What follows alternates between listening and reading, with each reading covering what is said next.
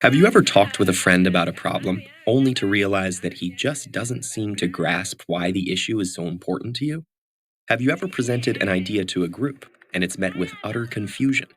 Or maybe you've been in an argument when the other person suddenly accuses you of not listening to what they're saying at all. What's going on here?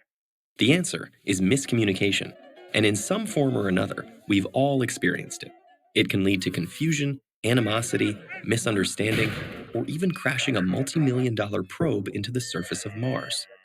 The fact is, even when face to face with another person, in the very same room, and speaking the same language, human communication is incredibly complex. But the good news is that a basic understanding of what happens when we communicate can help us prevent miscommunication. For decades, researchers have asked what happens when we communicate. One interpretation, called the transmission model, views communication as a message that moves directly from one person to another, similar to someone tossing a ball and walking away. But in reality, this simplistic model doesn't account for communication's complexity. Enter the transactional model, which acknowledges the many added challenges of communicating. With this model, it's more accurate to think of communication between people as a game of catch. As we communicate our message, we receive feedback from the other party. Through the transaction, we create meaning together. But from this exchange, further complications arise. It's not like the Star Trek universe, where some characters can Vulcan mind meld, fully sharing thoughts and feelings. As humans, we can't help but send and receive messages through our own subjective lenses. When communicating, one person expresses her interpretation of a message, and the person she's communicating with hears his own interpretation of that message. Our perceptual filters continually shift meanings and interpretations. Remember that game of catch? Imagine it with a lump of clay.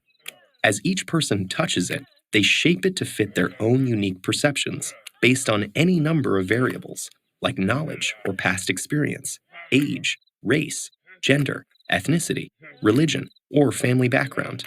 Simultaneously, every person interprets the message they receive based on their relationship with the other person and their unique understanding of the semantics and connotations of the exact words being used. They could also be distracted by other stimuli, such as traffic or a growling stomach. Even emotion might cloud their understanding. And by adding more people into a conversation, each with their own subjectivities, the complexity of communication grows exponentially. So, as the lump of clay goes back and forth from one person to another, reworked, reshaped, and always changing, it's no wonder our messages sometimes turn into a mush of miscommunication. But luckily, there are some simple practices that can help us all navigate our daily interactions for better communication. 1. Recognize that passive hearing and active listening are not the same.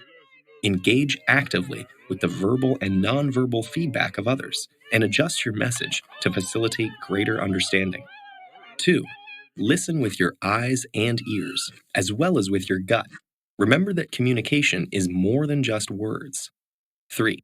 Take time to understand as you try to be understood. In the rush to express ourselves, it's easy to forget that communication is a two-way street. Be open to what the other person might say.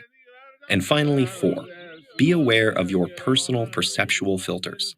Elements of your experience, including your culture, community, and family, influence how you see the world. Say, "This is how I see the problem, but how do you see it?"